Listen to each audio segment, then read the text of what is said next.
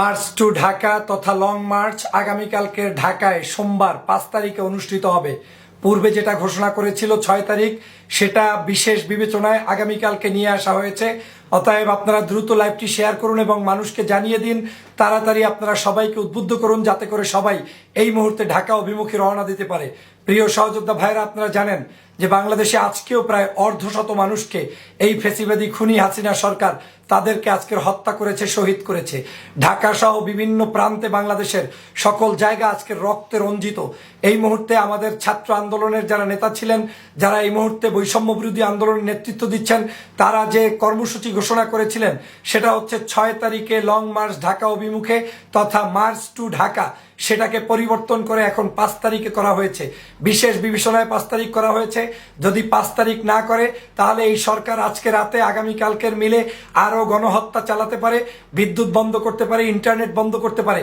অতএব দেশ রক্ষার স্বার্থে সকলের মিলে অনুরোধ হচ্ছে, সবাই মিলে ফ্যাসিবাদের পতনের জন্য আগামীকালকে মার্চ টু ঢাকা সফল করার তারা আহ্বান জানিয়েছেন। আপনারা সকলে যে যেখানে আছেন, আপনার সেফটির জন্য, নিরাপত্তার জন্য, আপনার নিজস্ব নিরাপত্তার জন্য যা যা কিছু দরকার সবকিছু সাথে নিয়ে আসবেন। মুড়ি, চানাচুর, আপনার যা দরকার শুকনা খাবার সাথে নিয়ে আসবেন। আপনার সাথে আপনার পরিবার, আত্মীয় স্বজন সবাইকে নিয়ে আসবেন।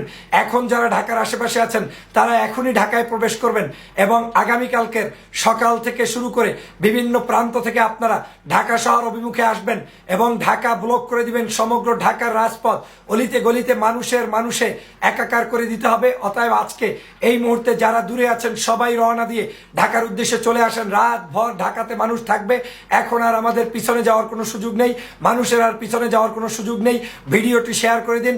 আজকে যে পরিমাণ খুন করছে, হাজার হাজার মানুষকে গুম করছে, হত্যা করছে, এখান থেকে যদি বাঁচতে হয় তাহলে বাড়ি থেকে কলেমায়ে তাইয়্যিব লা ইলাহা ইল্লাল্লাহু মুহাম্মাদুর রাসূলুল্লাহ এই কলেমা পড়ে নারায়ে তাকবীর আল্লাহু আকবারের স্লোগান দিয়ে আপনি আপনার জায়গা থেকে বের হয়ে আসুন।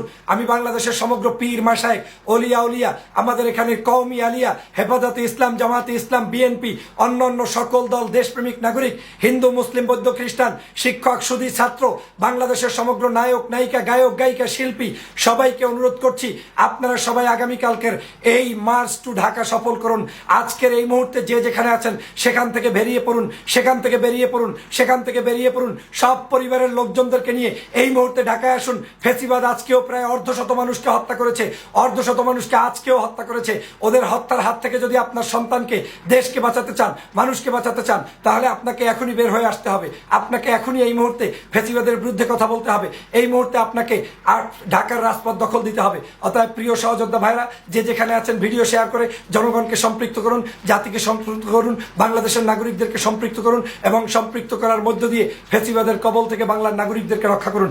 আসুন আসুন, ঢাকায় আসুন, চলো চলো ঢাকায় চলো, এই স্লোগানে উদ্বুদ্ধ হয়ে সবাই ঢাকায় চলে আসুন। ঢাকার রাজপথ দখল করুন।